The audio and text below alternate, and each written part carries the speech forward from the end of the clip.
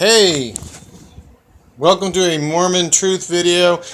This is number 4 in the CES Letter review.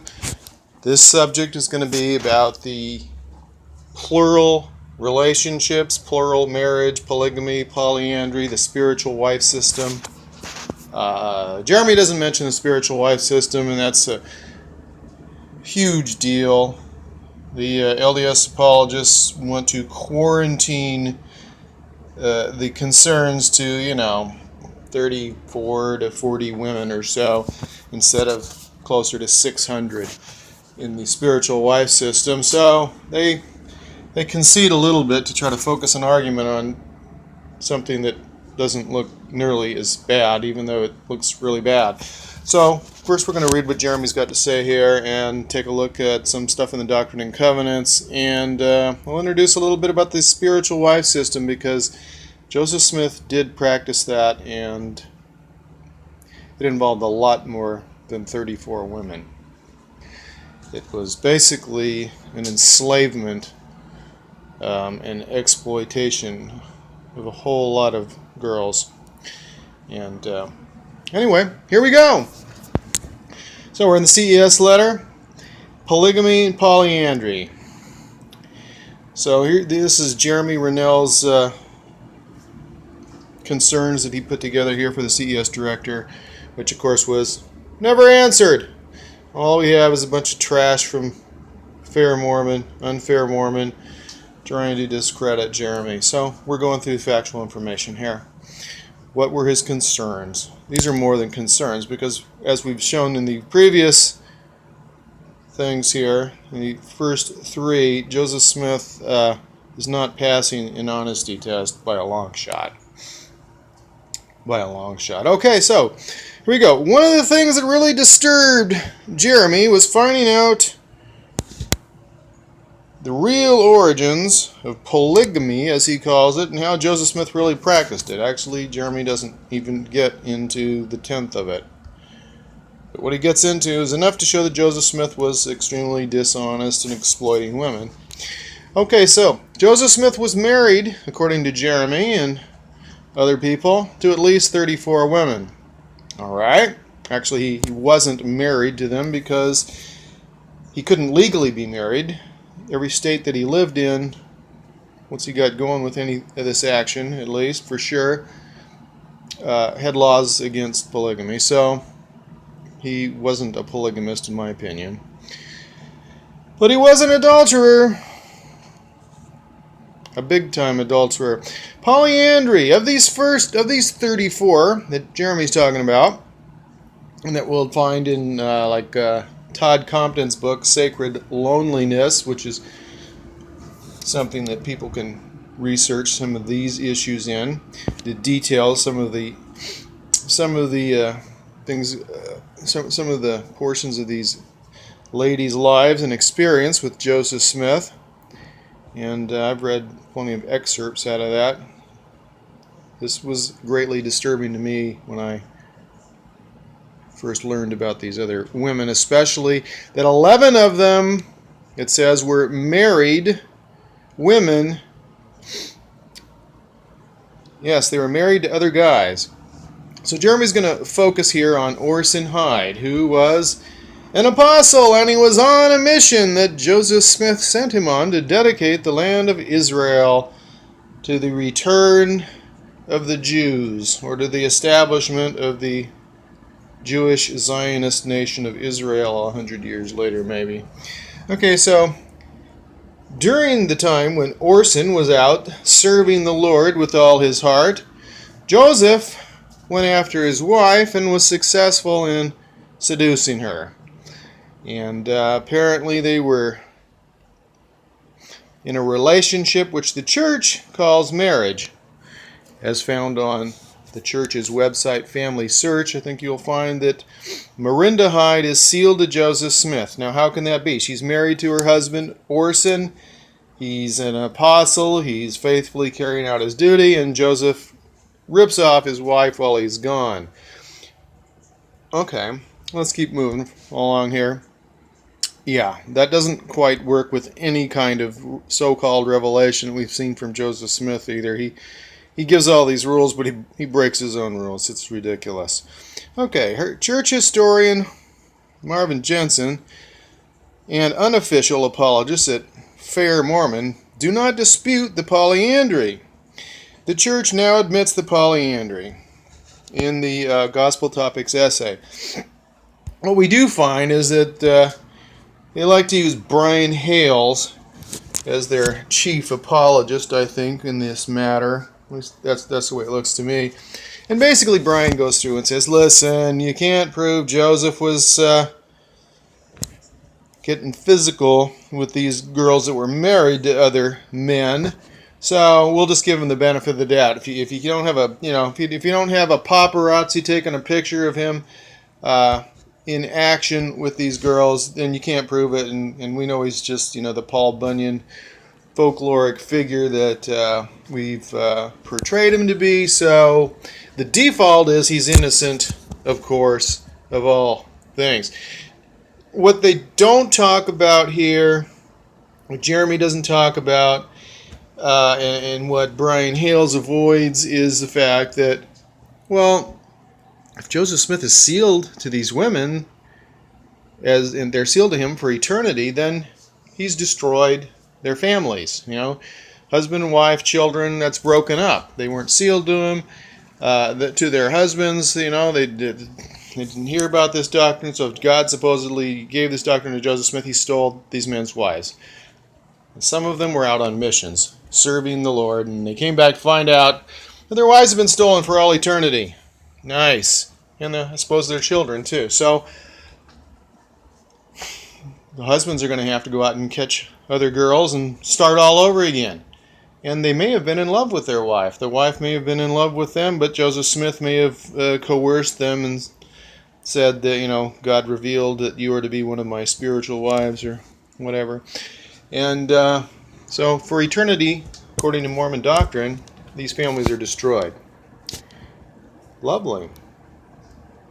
Okay, Jeremy wasn't too comfortable with 7 of these girls being girls of younger age. A couple of them were 14. Helen Mar Kimball is much talked about. And basically, Helen, 14-year-old Helen, was a consolation prize, supposedly, because Joseph Smith asked for Heber Kimball's wife. And came back a couple days later after Heber was going through a great deal of emotional pain, I suppose. Maybe his wife was probably too. And Joseph came back and said, I'll tell you what. The Lord didn't really require that. I was just testing you. But I will take your daughter. Well, something to that effect. So anyway, he supposedly promises Helen, 14-year-old Helen, that if she agrees to do whatever he tells her the Lord wants, that all their family, maybe their next 4 generations or so, maybe I'm exaggerating but not by much, will be saved in the celestial kingdom of God and exalted. And so basically Helen says, how could I turn that down? That was my whole family's exaltation was at stake. So I did what the prophet wanted. Do we have, pictures in the bedroom? No, but, I'm sure Brian Hales can explain it away, right? I think we know what happened when Warren Jeffs did it. The church now admits that Joseph Smith married Helen Mar Kimball while she was 14. And that's also in the same essay. Among the women was a mother-daughter combo, some sisters, and all sorts of basically socially strange sorts of arrangements. And Joseph Smith said to some of these girls that an angel with a drawn sword threatened to either circumcise him, castrate him, or kill him. Actually, kill him is the only thing. I just thought that would be appropriate because they probably should have castrated him and it would have taken care of a lot of problems. Okay, so Jeremy's got a problem with this. He doesn't see that God's being really very moral here, and it's looking a lot like FLDS imprisoned leader Warren Jeff's type of activity to Jeremy, and that's pretty understandable. A lot of members don't realize that there is a set of very specific and bizarre rules, according to Jeremy, outlined in the Doctrine and Covenants section 132.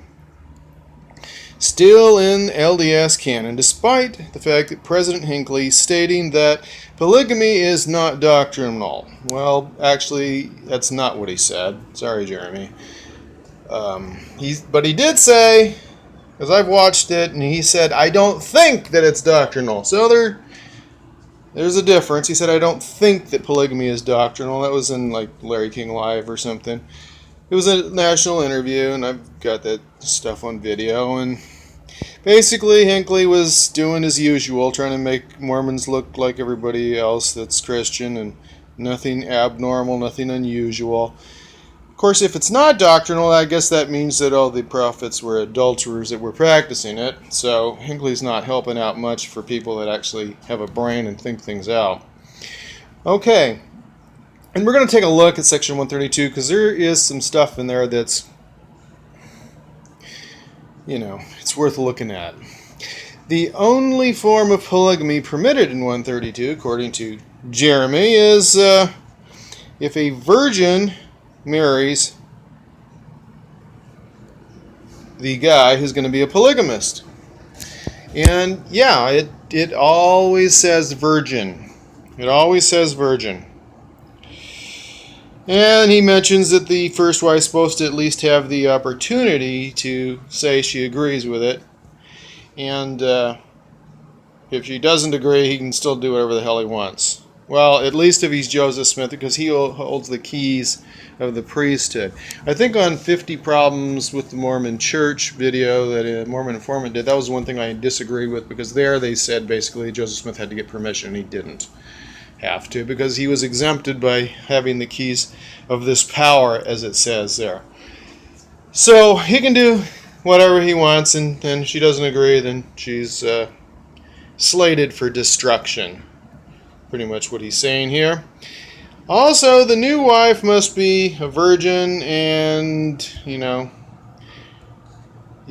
stay just with whoever that she is married to by this power. So everything Joseph Smith did with these other dudes' wives is completely contrary to his own revelation here. So, yeah, he comes up with all this garbage. He denies that he ever has the revelation down to the day he dies. And even with the revelation, it doesn't allow him to do half the things that he did do. And he lied about it publicly, and he's ridiculous.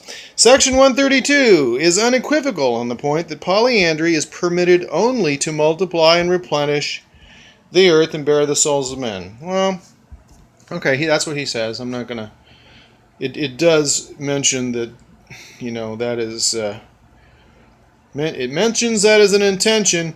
This would be consistent with the Book of Mormon. Yeah, the Book of Mormon mentions an exception, sort of. It says, I, the Lord, that God forbids polygamy, unless, he says, obey these things unless I decide to raise up seed. I'm going to mention something here, because if we get into section 132, it's going to basically justify everything that David and Solomon did. Say that God, provided these women to David, especially David and Solomon, through his prophet Nathan or other prophets that held the keys to this power and all that stuff. So they're totally justified. But the thing is, if you look at Jacob, like chapter 2 in the Book of Mormon, maybe a little chapter 3, he specifically, the prophet in the story, Jacob, specifically states that David and Solomon were practicing abomination. That they were whoremongers, basically, and everything they did was wicked. So I don't care what this says about, repopulating the earth and so forth. The same two men are named with the same activities, concubinage and, polygamy and so forth. Many wives and concubines. Same two guys, and God or his prophet specifically condemns those two guys in the exact same actions that he's now saying is totally cool for them to do in section 132. So that's gotta, that's just screwed up. What it's saying, that's contradiction. One of the scriptures is wrong. Either Jacob, if he existed, was lying, or Joseph Smith's making this stuff up. Of course, the real answer is obviously that he made all of it up. So Jesus can't keep his story straight either between the Doctrine and Covenants and the Book of Mormon. Okay, here we go. These married women, of these 11 women that were already married that Joseph snatched from their husbands or shared with their husbands in a polyandrous relationship part of the time, till Brigham said it's time for men who are walking in other men's shoes to get out of them, and he stole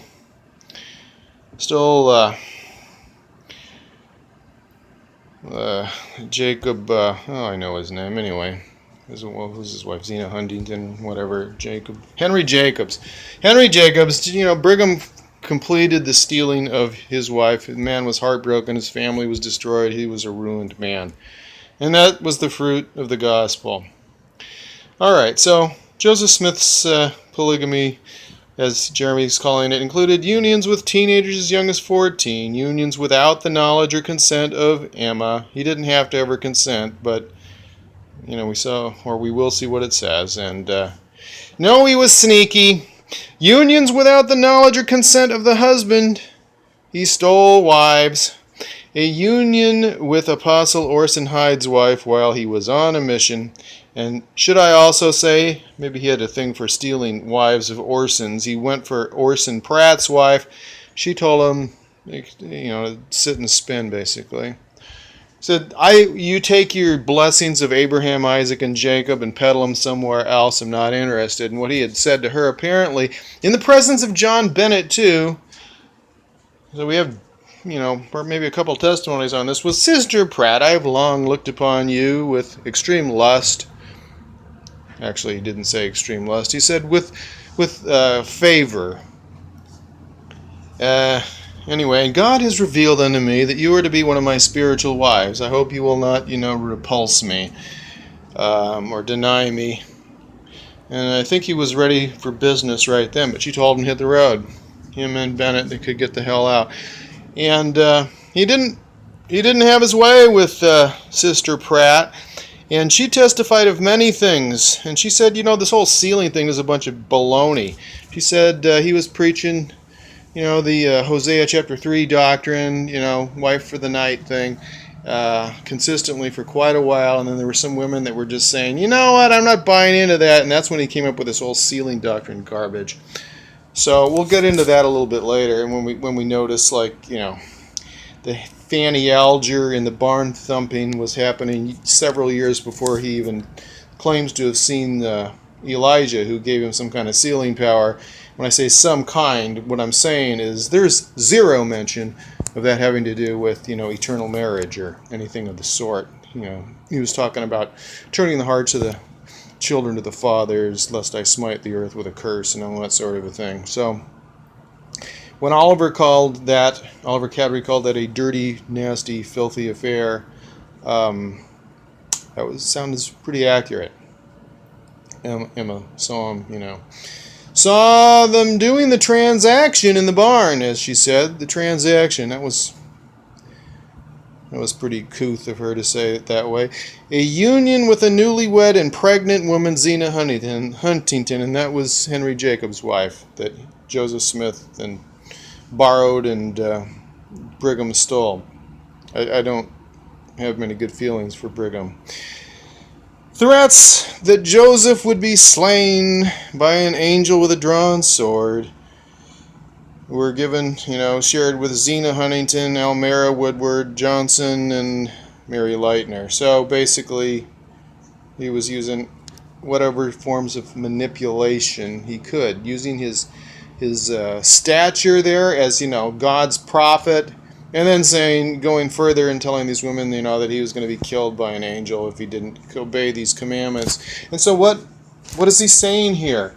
He's saying that God was commanding him to break his covenants with his wife, to break the contract, a legally binding contract, the most sacred contract and covenant he'd ever made,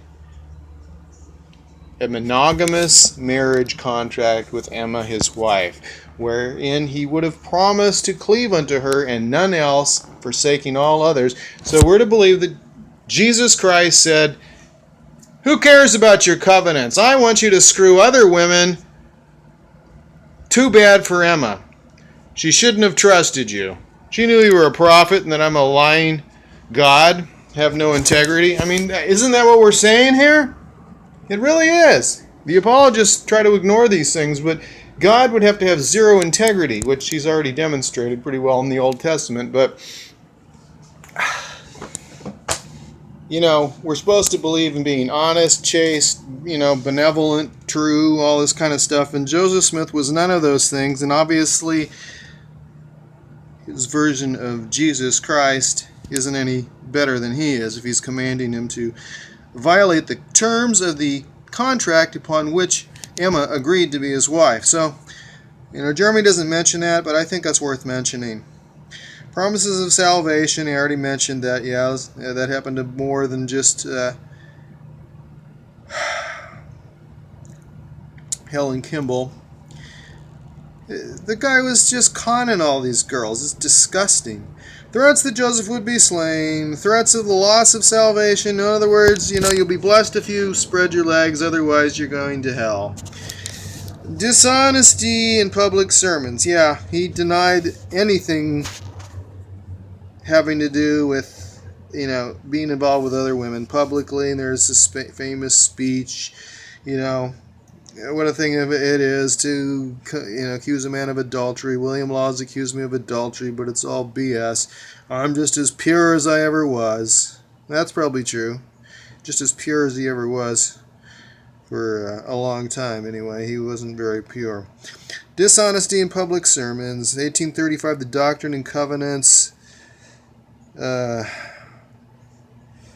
Nauvoo expositor, printing press. He had the printing press destroyed because they printed section 132 and said, yeah, he was involved with other girls. So he just had it destroyed since he was the mayor. Basically, he was God in Nauvoo. And finally, he met an end requisite for a guy who was ruining many people's lives. All right. So some of these young girls that Joseph Smith supposedly married, if we want to use that euphemism, some of the girls that he talked into bed would be a little closer under whatever doctrine it was, included foster daughters, the Lawrence sisters, which basically were orphaned, if I'm remembering correctly, and they had like an $8,000 dowry, or inheritance from their parents, and since they were minors, somehow Joseph and maybe Emma or Joseph at least got, they got legal jurisdiction over them. I think they blew their money, and Joseph is having his fun with the girls in the mansion house, which obviously Jesus commanded the people to supply Joseph with a huge mansion because Jesus likes his prophets to have, something like he's got. In my house are many mansions. We heard that. Well, in Joseph's mansion were many bedrooms, and he liked to keep girls in them. And the Lawrence sisters were there for a while till Emma caught Joseph in the bedroom with one of the Lawrence girls, their foster daughters. Yeah. Nice, huh? Go on, take the money and run to the bedroom. So Emma had problems with Joseph having sex with teenage girls. She just didn't think he should be an adulterer. So Joseph's marriage, as they call it, to Fanny Alger, this is complete BS. This is like 1833 or something, was described by Oliver Cowdery as a dirty, nasty, filthy affair, which is pretty correct. So Emma caught them in the barn doing the horizontal polka, and Fanny was pregnant, orphan girl, they say. Some people say she was just, hiring out, your parents let her stay there or something, to be the nanny, and Joseph wanted some Fanny. So she got pregnant, and Emma threw her out in the middle of the night pregnant. Nowhere to go. But it's the will of the Lord, isn't it? This whole thing was designed by God, right? Okay, this is years before the Elijah visit, years before any of this so-called revelation. Joseph just made up some kind of BS to tell Emma why it was cool for him to be screwing some teenager. Their nanny, named Fanny. Joseph was practicing so-called polygamy before the sealing authority. Okay, yeah, so he's reiterating this. And Senior Richard Bushman, he's a patriarch and an author, and he wrote, Rough Stone Rolling.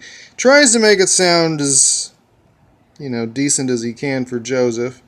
And what does he say? Plural marriages are rooted in the notion of sealing for both time and eternity. Sealing power was not restored till 1836, and then it had nothing to do with temple marriage. Anyway, I guess Bushman realizes that Joe Smith was doing something that doesn't quite add up. So Joseph's marriage, as they call it, once again fraudulently, to Fanny Alger in 1833 was illegal, both to the laws of the land and under any theory of divine authority. It was adultery. Yes, thank you, Jeremy. It was adultery. But the church shows him sealed to her. What a bunch of garbage. Like a Family Search. Okay, so 132. They want us to see that it says, very clearly states that the only purpose of polygamy, well, it says, yeah, it's to multiply and replenish the earth. So, where are all the children from Joseph Smith? What about the rumors of the abortion clinic with John Bennett? Why did Joseph marry women who were already married when it obviously says he can't do that? Because Joseph screws anyone he can. Anyway, actually the real answer to that is that he had the spiritual wife system going, and I think he just made things up to try to cover. And then, the whole polygamy thing with Brigham was just a big cover-up so they could keep after the women. Because according to Joseph Jackson, Joseph Smith had like 600 women involved with the spiritual wife system, so he and anybody he said could, have their way with, these girls, and it was really wicked. It's horrible. I read Joseph Jackson's testimony, his sworn testimony, which is kind of corroborated by things that Sarah Pratt said and others. He went after Sidney Rigdon's daughter, William Law's wife, plus the other two apostles' wife we've already mentioned. This guy was outrageous. So, the Hosea Doctrine, chapter 3, we get a lot of detail in that, and so I've got about 10 videos on that. Let's see if I can get this to get in there just briefly. Let's take a quick peek here. Okay, so like in the Mormon Truth channel here, for instance, on YouTube, cruise down here. So I got the plural marriage video here, or that's what it's called, plural marriage among the Latter-day Saints here. Where is it? Plural marriage among the Latter-day Saints, myths, morals, and misogyny, the spiritual wife system. So that's, 2 videos right there. Talk a lot about this kind of stuff. But then I've got what's mostly reading here. 10 videos, Joseph Smith and the secret combinations in Nauvoo. So it's all about the spiritual wife system and the Danites. And Joseph Jackson was involved. He was a confidant of Joseph Smith. He was a non-member, but he was in the Council of 50, Joseph's secretive organization, where some of his buddies were involved with, like wife swapping action, swingers, and the Danites, which is basically secret combination of, murder, plunder, all that kind of stuff that went on in Missouri, but continued with his hitmen and Brigham's hitmen, people pretty famous like Porter Rockwell or Bill Hickman, carrying out murder for these guys. They had a crime organization. According to Joseph Jackson, he's pretty detailed in his testimony, and kind of like the mafia, basically. So we don't see that in the Gospel Topics essays, but read this stuff, and you read, enough other people's stuff that are kind of corroborating. Read, Danite stuff like John Doyle Lee's Confessions. He was involved in Mountain Meadows, and he was sealed to Brigham. So a lot of things are corroborated with regard to like the Danites and stuff. What was going on in Nauvoo? You haven't heard the tenth of it if you haven't read Joseph Jackson and John Doyle Lee. Okay, so here we go. Verse 63 says that new wives are, they got to be exclusive. But Joseph was sharing these women. These were polyandrous unions, which is another reason why Brian Hales insists that Joseph Smith wasn't getting physical with them, because it gets beyond any point that he can deny things, and he's in heavy denial. Okay, so Jeremy talks about his arguments with LDS apologists and basically says that, this doesn't make any sense. The secrecy of these marriages and the public denials of Joseph Smith are not congruent with honest behavior. Correct. They are not congruent with honest behavior. The saints did not know what the heck was going on in Nauvoo, and even the essays and all these arguments are not even acknowledging the spiritual wife system. So it's much bigger than what we talk about here. What a thing it is for a man to be accused of committing adultery and having 7 wives. 7. Even when he's lying, he's downplaying what he's lying about. When I can only find 1. Wasn't looking very hard. And I'm the same man and as innocent as I was 14 years ago, and I can prove them all a perjurer. So Joseph Smith said this, publicly in a big speech. Not only that, so Jeremy mentions here that Joseph got this this statement made, because people were talking. So he has all these people sign this statement. It says he's not a polygamist. And, some of the women he was in bed with were signing it, like Eliza Snow. Like when they formed the Relief Society, it was supposed to be protecting women from, the sin of polygamy, from somebody being involved with it. And, like Emma's counselors were getting thumped by Holy Joe. At the same time, she didn't even know it. So, pretty disgusting, huh? So, some of the people that signed this affidavit, where does he have this? It's in here. Like John Taylor, Wilford Woodruff, Eliza Snow, some bishop who married Joseph to, supposedly sealed him to his daughter. They didn't have to do this in temples. Anywhere would do if Joe wanted to have some fun. So, these people were knowingly lying about this, and including future presidents of the church who were apostles at the time.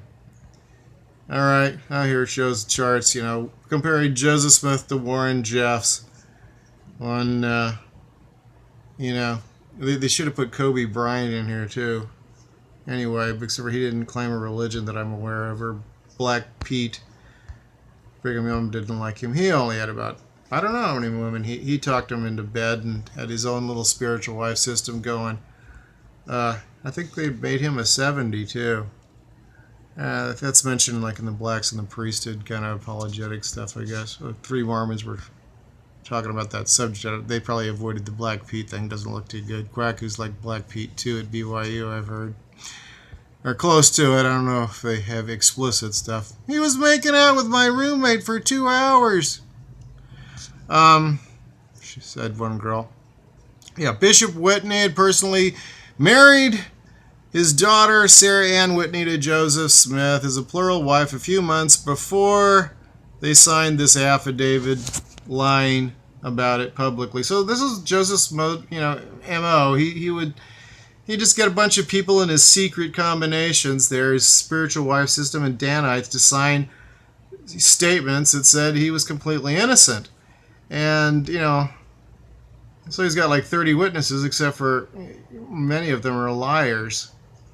Maybe they were all knowing it, who knows. But Jeremy's able to clearly document that they have, clear documentation that multiple people here, like at least 5 of these people signing this thing, including apostles, knew damn well they were lying through their teeth that Joseph was involved with these other women.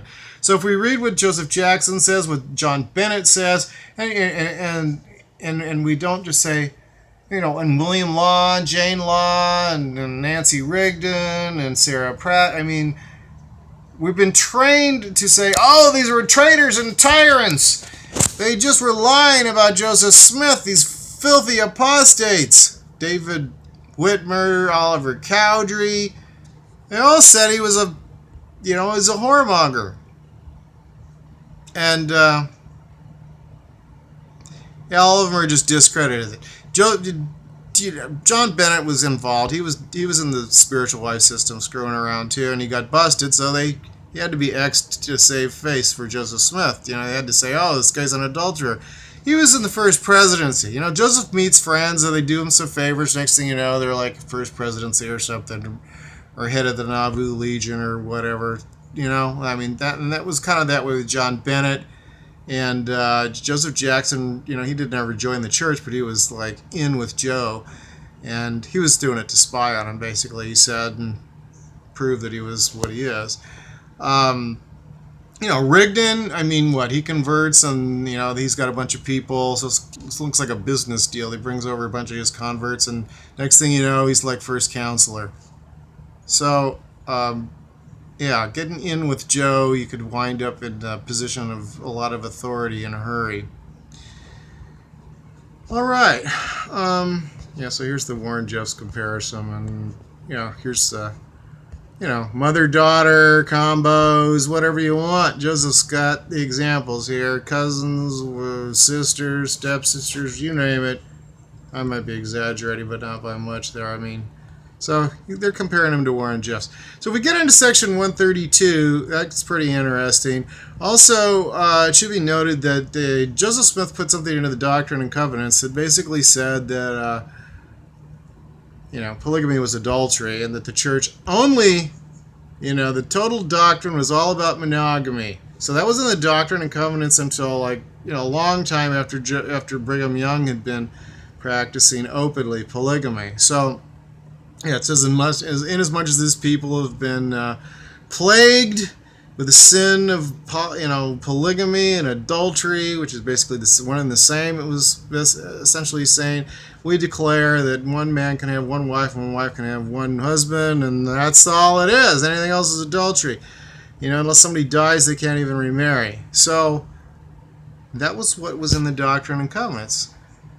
So, and all these things that the church is talking about, Joseph sealed to these women, let's remember that what these guys are harping about, when they're denying Brigham Young, said they're whatever, nothing he says is doctrine now. If they don't agree with it, it's not politically correct, right? It's got to go through the Council of the 12 or the Board of Directors or whatever, Quack who's got to approve it. Joseph Smith never submitted 132. He denied it even existed. So how can it ever have been doctrine? So how can he be sealed to these women? It's not, it doesn't abide by the same set of rules that they say that we need to have in order to accept anything Brigham said is doctrine, which they now say, they disavow all these things and say, oh, Brigham was just it's making stuff up. It was his opinion. Even though he said, I say it in the name of Jesus Christ, at the pulpit, general conference on the prophet, everything I say goes. The Doctrine and Covenant says, give heed unto all his words, all that stuff. And it wasn't doctrinal. But, this we can have retroactive authority to have these sealings approved that it's all doctrinal because Joseph Smith is special.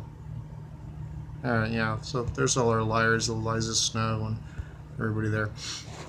I want to look at section 132 a little bit, because Joseph Smith he just gives himself massive authority here. It's ridiculous. Absolutely ridiculous. But maybe we'll do that another time. Amen. Like it, subscribe, all that good stuff.